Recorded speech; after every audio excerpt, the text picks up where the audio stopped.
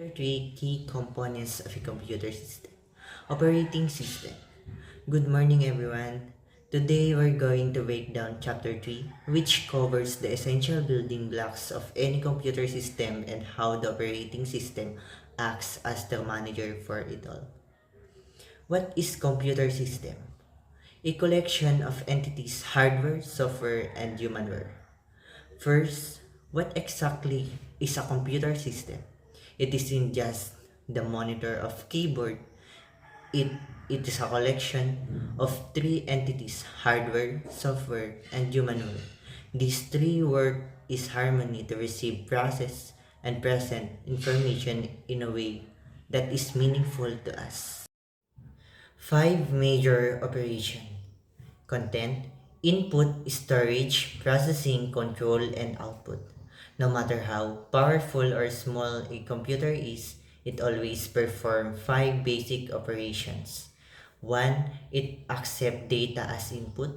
2. It stores that data. 3. It processes it based on a specific instruction. 4. It controls all internal operation. And lastly, 5. It outputs the results.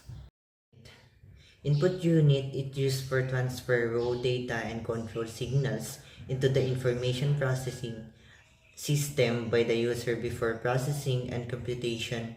All the input unit device provide the instruction and data are transformed into binary codes, that is the primary memory acceptable format. The input unit accept data, convert to binary, provide for processing. The input unit is the gateway. Its job is to take raw data from us and translate into binary codes, the first and zeros, that the computer's primary memory can actually understand. Without this conversion, the computer will not know what to do with our commands. Central Processing Unit CPU, the Brain Control Unit CU, Arithmetic Logic Unit ALU, and Primary Storage. Next is the CPU, the brain of the operation. It has three key parts. 1. The control unit acts as the manager coordinating everything. 2. The ALU is the calculator handling all math and logic. 3. And primary storage holds the program currently in use so the CPU can access them. Let's proceed to output unit. It gives the results of the process and computation to the outside world. The output units accept the result produced by the computer, convert them into a human readable form and supply them to the users. The output unit, presenting results to the user. Once the CPU is done, the output unit takes those binary results and convert them back into form we can understand, like text on a screen or printed page. Computer hardware. It consists of internal and peripheral device. All physical parts of the computer of everything that we can touch. Input device, output device, central processing unit, and storage device. Computer software. System software versus application software. Software is the set of the instruction that tells the hardware what to do. We categorize it into system software, like Windows or MacOS, which runs the computer, and application software, like Chrome or Words, which helps the user performs specific tasks. Humanware, the user and the customer experience. The final pillar is the humanware.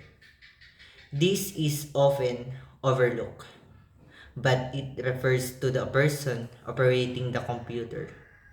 Humanware is about designing systems that meet the specific needs and interests of the user. Computer hardware components. Hardware, it consists of all the machinery and equipment in a computer system. In general, computer hardware is categorized according to which of the five computer operation it performs. Input device, processing device, storage device, output device. Input device, it is any electronic device connected to a computer that produces input signals. It is also used to enter the data and instruction into the computer. It translates data from the human's understanding to one that the computer can work with. Classification of input device. The text, image, audio, video, and pointing device. Stopping here as requested. To wrap up this section, let's look at how we classify the tools we use to talk to a computer. We have text, image, device like keyboard and scanners. Audio device like microphones, video device like webcams, and pointing device like your mouse or a touchscreen. So, dako naman tayo sa input devices. It is an electronic devices connected to a computer that produce input signals. It is also used to enter the data and instructions into the computer. It translates data from form that humans understand to one that the computer can work with. Binubuo ito ng mga keyboard such as mouse para mag-function. So, iisa-isahin natin sila mamaya para maintindihan natin. So, dito tayo sa classification of input devices. Letter A. Input devices for text and images. Keyboard. Primary input devices that is used to enter data into a computer. So, may part ang computer na tinatawag natin na keyboard. Meaning, doon natin tina-type yung gusto nating sabihin or gustong i-search. Maski yung, even yung phone natin may keyboard. And kung nakikita nyo naman sa mga computer shops, ganon. Yung mga may maliit na square, doon yung keyboard na tinatawag natin to enter information or data. So, next, graphics table. It is used by artists which allow them to draw a picture onto a computer screen without having to use a mouse or keyboard. Ito mostly ginagamit ng mga graphic artists or digital artists. Yung mga nagdo-drawing sila sa tablet, gumagawa sila ng masterpiece gamit yung pen, ganon. So, yon, nakakagawa sila ng digital arts nang hindi gumagamit ng mga keyboard, ginagamit nila yung pen or even yung kanilang mga kamay, parang ganon. So that's graphic table. Next is scanner, flatbed scanner, and handheld scanner. They are used to capture a source document and converts it into an electric form. Ginagamit daw sila upang kumuha or mag-capture ng source document and kino-convert ito or transform nila ito into an electric form. Next is magnetic ink character reader. It is a device used for machine recognition of numeric data printed with magnetically charged ink. So, yun. Optical mark reader, it is an electronically extracting intended data from mark fields such as checkboxes and fill in feed on printed forms. Next is digital camera, a device that takes photographs and stores the image as data on a memory cards. Mostly ginagamit ito ng mga photojournalists or yung mga nagtitake ng picture and meron silang tinatawag na SD card or something like that. Ayun, ginagamit nila yon to take a picture, then may iba't iba ring yung pictures like mga roll of thirds. Nandun din sa camera yon. So, ayun, ginagamit siya for picture taking. So, dako naman po tayo sa input devices for audio. First is microphone. Microphone is an input device that allows user to input audio into their computers. And narito ang mga iba pang gamit ng microphone. Narin yan ang audio for video, recording musical instruments, voice reader, computer gaming, recording voice for dictation, singing and podcasts, voice recognition, voice chatting, voice over internet protocol. Mostly nakikita naman siya sa mga computer shops. Like meron pa yung ano nila, ano yun? Yung parang headphone din may mic dito then ginagamit nila yon para makipag-communicate. Or even sa mga esports, kung familiar kayo sa MPL, ginagamit nila yun para ano, makipag-communicate sa kanilang mga teammates. Of course, para ma-reach nila yung victory. So, need nila ng communication. So, nandun yung microphone na nagsisilbing kanilang parang daan para makapag-connect sa isa't isa. Ginagamit rin siya for audio-video recording or even sa voice-overs, ganon. Voice chatting and other, voice recording stuff. And also we have MIDI keyboard or what you call this? MIDI or MIDI. A piano style electronic musical keyboard. I'm not familiar with this. I think yan yung ginagamit para ano yun sa musical. Yes. Oo, yung piano. Ginagamit siya doon. Next is input devices for video like webcam, CCTV camera, digital video camera. Yun, mostly nakikita rin naman siya sa mga offices, yung CCTV, ganon, or digital video camera para mag-take ng video, ganon, ganyan. Next is pointing devices. Pointing devices is an input device that allows a user to control a pointer on a screen. They use mouse, trackball, touchpad, or joysticks. Or sa laptop natin meron yung yung parang rectangle sa doon mo na lang yung kamay mo din. Tap mo lang, ganun. Or kung pwede rin naman sa mouse, ganun. Nakikita rin yun sa computer shops. Parang yun na yung isang main controller niya para mag-click ng mas madali ng computer. Now we have also output devices. Output devices hardware that is capable of delivering or showing information to one or more users.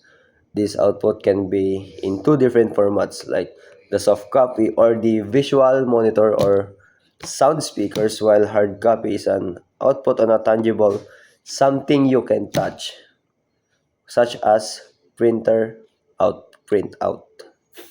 So here are the different types of output devices. We have LCD monitor, LED monitor, LCD projector, printer, and thermal printer, speaker, headset, and earphone. So, ayun.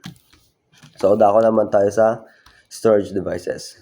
It is any hardware device that is used for storing, porting, and extracting data files and objects. It can hold and store information either temporarily and permanently and can be internal or external to a computer.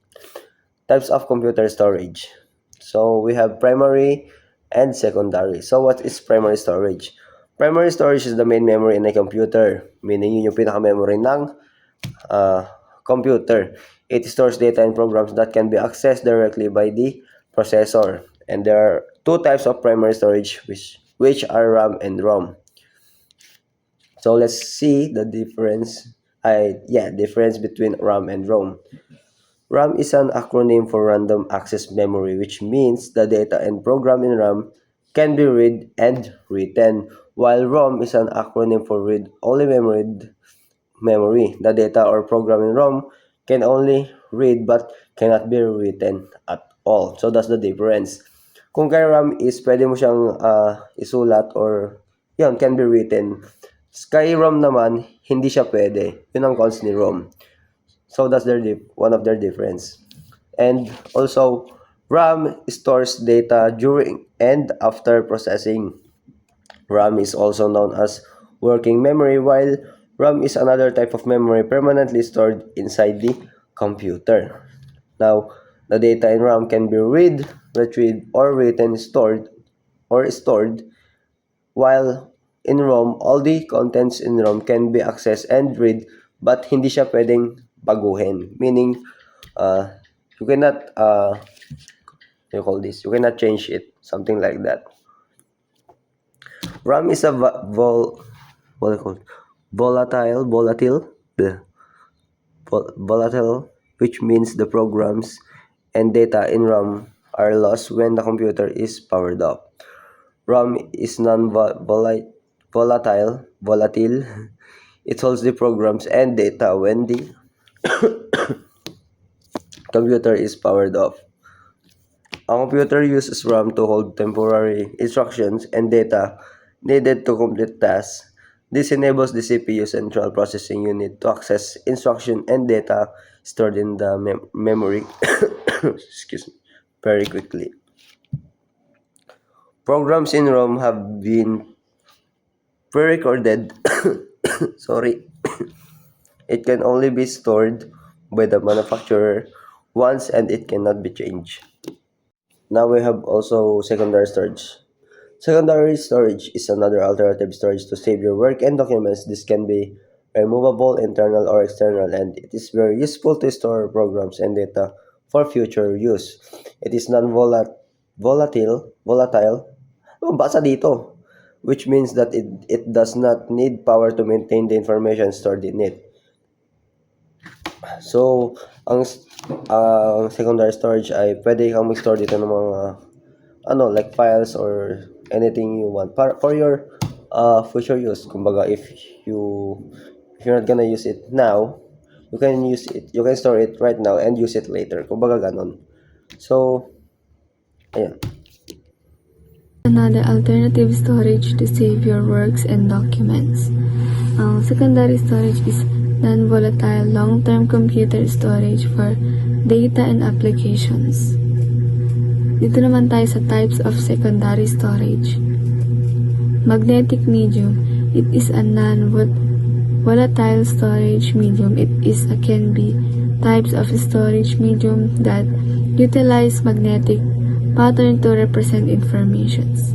Magnetic medium is a material, typically iron dioxide or chromium dioxide, coated into tapes, discs, or card that storage data by arranging magnetic particles into specific polarities.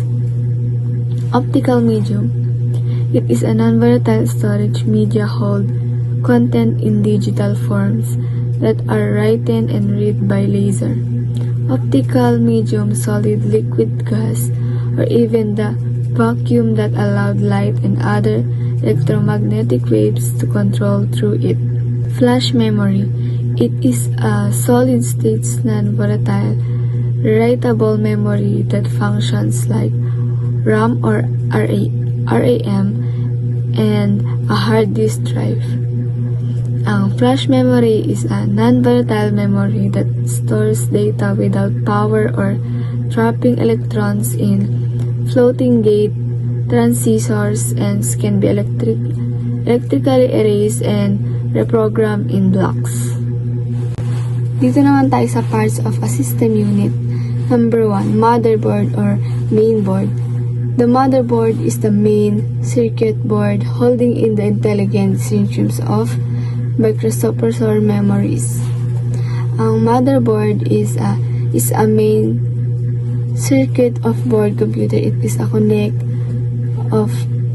and allow communications between all the key components in CPU, RHM storage devices and graphics cards and peripheral. The motherboard and the system making stores everything connected and work as one.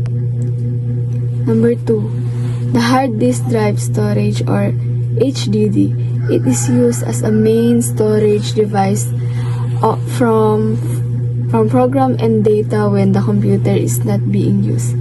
Ang hard drive storage is isang volatile and magnetic storage drive na ginagamit sa permanenteng pag-imbak ng data tulad ng mga operating system, software application sa mga files na ginagamit. Ginagawa ito ng pamamagitan ng pagbabasa, pagsusulat ng data na mabilis, umiilat ng mga metal palette na may magnetic coating gamit ang isang gumagalaw na read, ganon. Optical drive.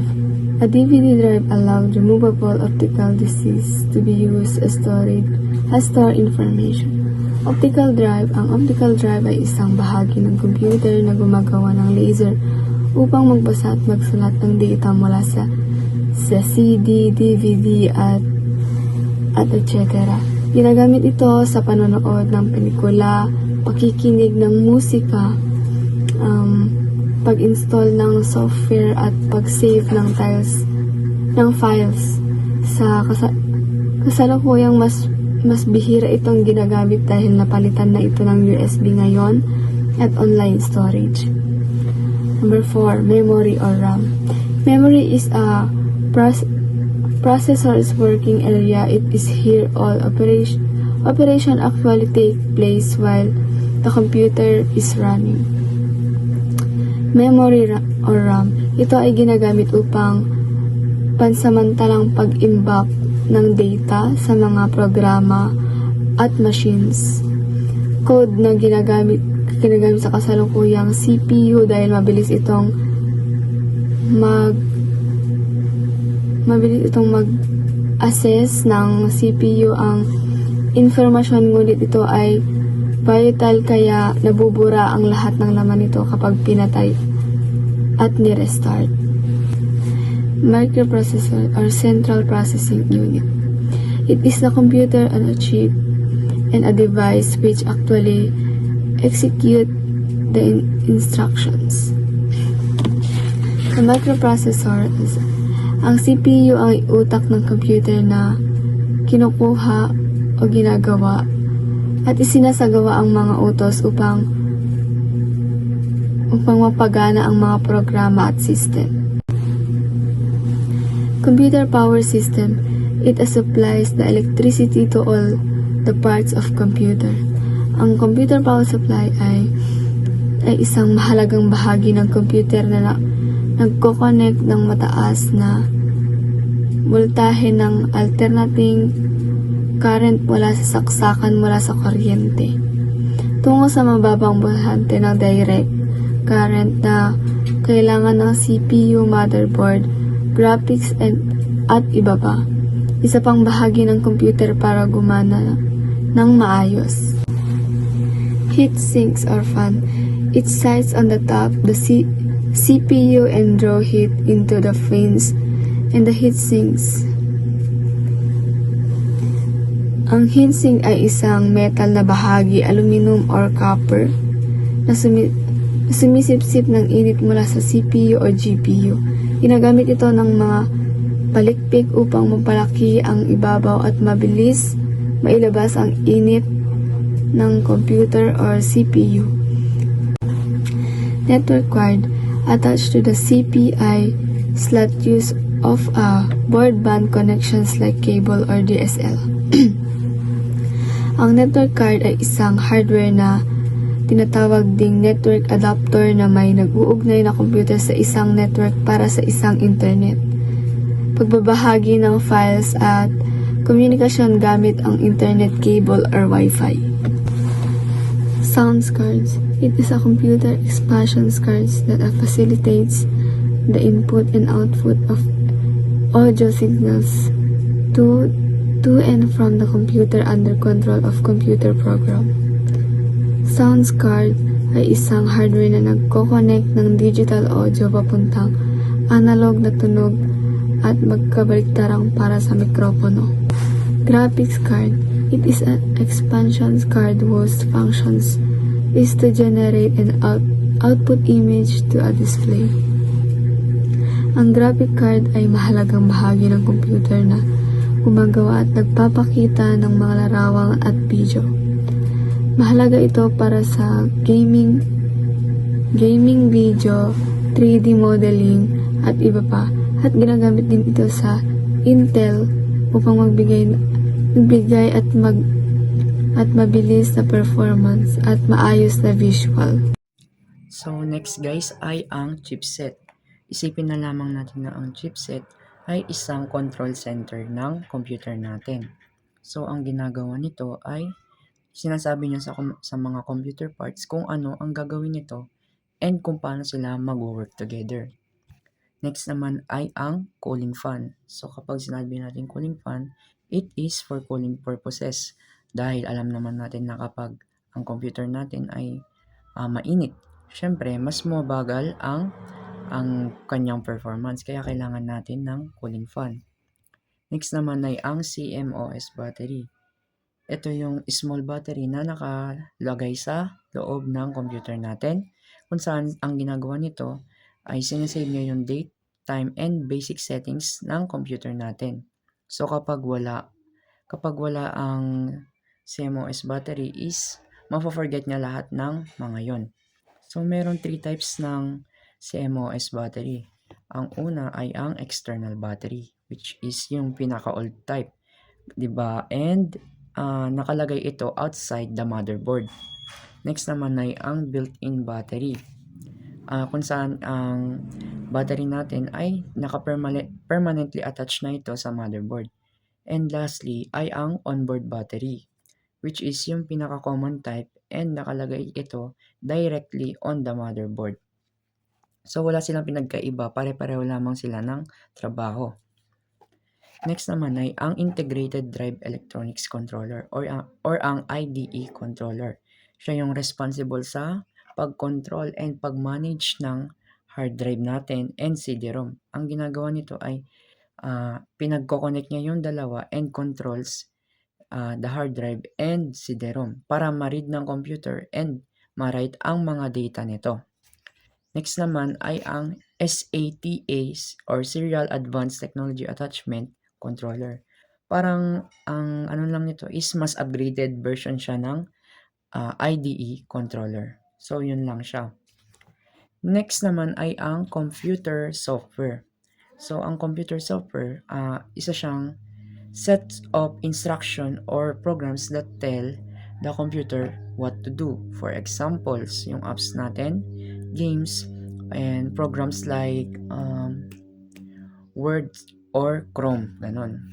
So kapag wala tayong software, a computer is just a hardware. Paano ko nasabi yun? Because ang hardware lamang ay ang physical parts ng computer. Which means pag walang nagbigay ng instruction dito is hindi siya magfa-function. So next naman ay ang categories of software. So ito, meron tayong dalawang categories ng computer software. Ang una ay ang system software. Ang system software siya yung type ng software kung saan siya nagra-run ng computer natin and siya din ang nagmamanage sa lahat ng hardware nito. Kumbaga, it acts as a bridge between the hardware and other programs. So, paano ito mag-function is yung user natin ay mag-give siya ng command and ng software ay iintindihin niya to and i-send niya to. And yung hardware naman ay ipe-perform niya yung actions and yung results ay mapupunta sa user. And meron din siyang different types of system software. And ang una ay ang OS. Ang OS ay ang tinatawag na operating system. Siya yung pinaka main software na nagra-run ng computer and yung phone mo. And ang ginagawa nito ay minamanage niya yung hardware and lets you run other programs as well. Without system software, the computer can't work or run any apps. So the following ay ang mga functions ng OS natin. Ang una ay ang memory management, kung saan yung OS dito ay siya yung nagde-decide kung how much memory each program can use para makapag-run siya ng multiple programs at once. Next ay ang resource allocation and sharing. Ang ginagawa lamang nito ay ang yung OS ay dinidivide niya yung computer powers and memory ng ibang program para makapag-run siya ito at the same time. So, sa dalawang yon meron silang similarities. Ang pinagkaiba lamang ay ang memory management ay part lamang siya ng resource allocation and sharing. Next naman ay ang backing store management. Yung ginagawa ng OS dito ay siya yung nag-organize ng hard drive mo para yung files ay mahanap and mamove ito between storage ng madalian. Next naman ay ang interrupt handling. Yung OS dito ay kapag may nanotice siya ng problem ay mag-show siya ng message sa user para and tutulungan niya itong maayos or magbibigay siya ng instruction para maayos ang problem na nasabi nga dito.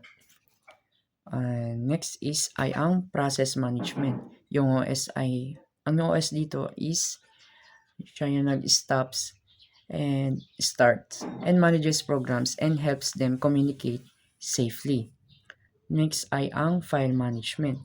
So yung OS dito, siya yung nagkikip ng mga files mo na para maging organized ito, safe, and easy to access. Next ay ang device management. Kung saan yung device management, yung OS dito, siya yung nag-handle ng hardware and devices and make sure they work correctly with the computer. Next naman ay ang I/O system management. Yung OS dito ay hinahide niya na yung mga complicated details na ng hardware natin. So yung users natin ay hindi na sila mag-worry doon. So ang ginagawa nito is yung OS natin ay mini-make sure niyan yung input and output ay nagwo-work smoothly with the computer. Next naman ay ang secondary storage management. Ang ginagawa nito ay ang OS natin, minamanage niya yung different types ng storage natin. For example, ay yung RAM natin, hard drive, and cache.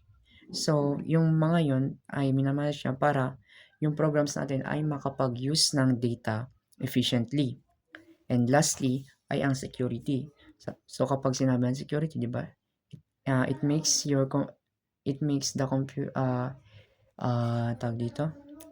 The OS protects your computer from viruses and unauthorized access.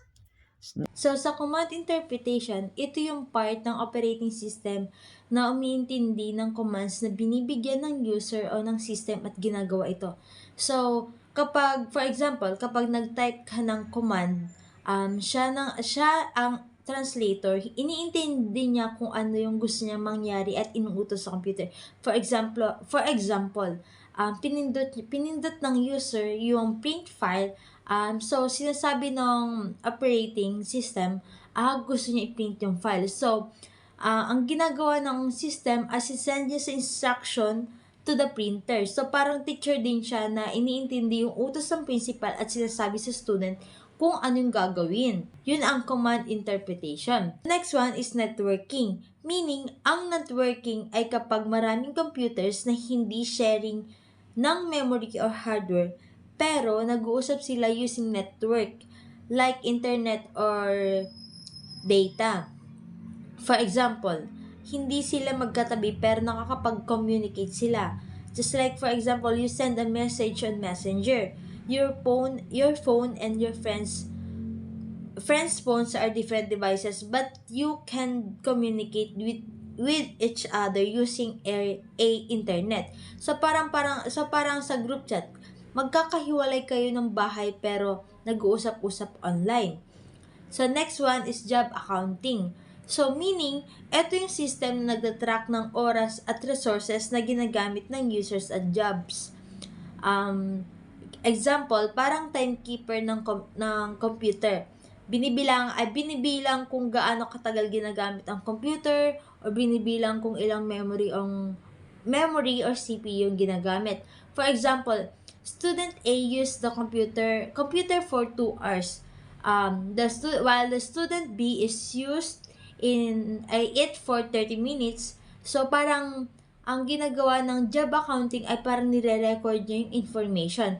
Parang kumbaga sa logbook sa computer laboratory na nagsusulat kung sinong gumamit at gaano katagal. So next one is the communication management. Ito yung system na nag-organize at nag-assign ng software resources tulad ng compilers, interpreters, and other programs. So siya yung nagmamanage at naninigurong tama ang software na ginagamit ng bawat users. For example, one student is coding in Python. So, another is using C++. Parang ganun. Parang kumbaga, guidance counselor na nag-a-assign ng tamang classroom at sa teacher sa bawat students. So, in summary, nung apat na yon, nung command interpretation, networking, job accounting, communication management. So, kumbaga, yung command interpretation, umiintindi ng utos, while networking, nagpapakonect ng computers. While the job accounting is nagbibilang ng oras at usage. Yung communication management is nagmamanage ng software resources. So, ang susunod naman nating tatalakayin ay ang types of operating system. The first one is batch operating system, wherein batch operating system is a type of operating system where jobs are collected, grouped, and processed together without direct interaction from the user. So, sa madaling salita, maraming jobs ang pinagsasama-sama muna bago i-process ng computer sa susunod. So, just like for example, isipin mo, lahat ng exam papers ng estudyante ay kinokolekta ng teacher. So, pag uwi niya, sabay-sabay niyang chinecheck lahat. Hindi niya chinecheck isa-isa habang may nag-exam pang estudyante. So, this is similar to a batch operating system because tasks are done in groups, not individually in real time. So, the second one is the multitasking or time-sharing operating system. So, this type is operating system that allow multiple programs or users to use the CPU at the same time by sharing processor's time. So, sa madaling salita, kayang patakbuhin ng maraming gawain ng sabay-sabay ang computer. So, for example, maraming isa school sa computer lab. Maraming estudyante ang gumagamit ng isang computer system or server. Bawat isa ay mas sariling terminal. So, pinaghahati-hati nila ang oras ng CPU or yung time sharing. So, each user feels like they having their own computer but the CPU is actually shared. So, kung ikukumpara natin ang batch operating system and the multitasking operating system, ang batch operating system ay process jobs in groups without user interaction, while the multitasking or time-sharing operating system, it allows multiple programs or users to run at the same time without directing interaction. So next one, the real-time operating system or the RTOS is an operating system that responds to input immediately within a fixed time limit. Kapag may in-input ka, dapat agad may output. So, bawal malate. For example, sa traffic light system, kapag nag-green light ang ilaw, dapat agad nang titigil ang red light. Kasi once na late yun, yung signal na yun, magkakaroon ng aksidente. Kaya kailangan ng real-time operating system. So, the system must respond at the exact time to avoid accidents. So, in summary, a real-time operating system responds to input within a guaranteed time limit and is used in critical application system. So, the next one is the distributed operating system. Ano nga ba ang distributed operating system? This one is one system kung saan ang maraming computers na magkakahiwalay ang lokasyon ay nagtutulungan para matapos ang isang gawain. Even though maraming machines ang gumagana, parang isang computers lang din ang nakikita ng users dahil coordinated ang lahat sa pamamagitan ng network. Kumbaga, multiple computers working together as one system. So, for example, in Google or online games, kapag gumamit ka ng Google, hindi lang isang computer ang gumagana, kundi lahat din kung nasa iba't ibang lokasyon lamang. Kumbaga sa school, isang project na hinati-hati ng maraming computers sa computer lab para mas mabilis matapos yung project. So, distributed operating system allows many computers to work together as one powerful system through a communication network. So, next one, ang network operating system ay isang operating system na tumatakbo sa isang server at nagbibigay ng services sa mga client computers. So, the client depends on the servers to access files printers, and application. So, as ang sabi yun, one server control and manage many clients' computer. So, for example, sa school computer laboratory. Sa school, may isang server. Parang dun lahat kumukonekta. Lahat ng student ay naglalagin. Files ay nakasave sa server. So, isang printer lang ang ginagamit ng lahat. Parang yung printer ay nagiging server nila or yung pinaka-main nila. So, kumbaga sa real life example, internet cafe kung saan ang server, doon nagko-control ang oras at access ng client. So, network operating system use a central server to manage and provide services to client computers. Mobile operating system. Ano nga ba ang mobile operating system? Ang mobile operating system ay isang uri ng system na idinisenyo upang gamitin sa mga cellphone at tablet. Ito ang isang softwares na kumokontrol sa hardware ng mobile device at nagbibigay daan para makagamit ang user ng iba't ibang applications at features. At ang mga halimbawa ng operating system na ito ay Android, iOS at Harmony operating system. Mahalaga ang mobile OS dahil ito ang nagpapatakbo at nagbibigay ng maayos na karanasan sa paggamit ng mga modernong mobile device. Mga halimbawa ng operating system. Una, Unix operating system. Karaniwang ginagamit sa servers at malalaking computer system dahil sa katatagan at seguridad nito. Pangalawa, Macintosh operating system.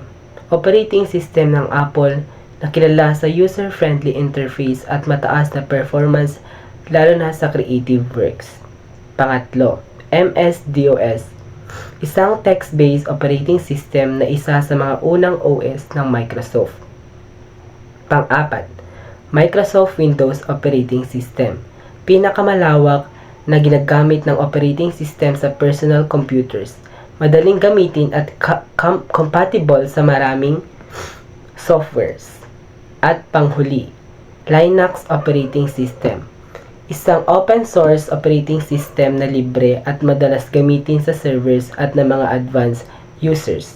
Ang utilities programs ay maliliit ngunit makapangyarihang softwares na tumutulong sa pagpapanatili at pag-aayos ng computer system. Ginagamit ito ng users upang mapanatiling maayos, mabilis at ligtas ang takbo ng computers. Halimbawa, sa mga antivirus, disk cleanup, backup tools at file management programs. Device drivers. Ang device drivers ay ang mga espesyal na program nagpapahintulot sa computer at hardware device tulad ng printer, mouse, keyboard, at speakers na magkaintindihan. Kung walang device drivers, hindi magagamit ng tama ang isang hardware device. Application software. Ang application software ay uri ng software na dinisenyo upang direktang tulungan ang users sa paggawa ng mga gawain tulad ng pag-type ng dokumento, paggawa ng presentation, pag-browse sa internet at iba pa. Mga uri ng application softwares. Una, proprietary or customized softwares. Ito ay ginagawa para sa isang partikular na kumpanya o users at may copyright. Pangalawa, package softwares.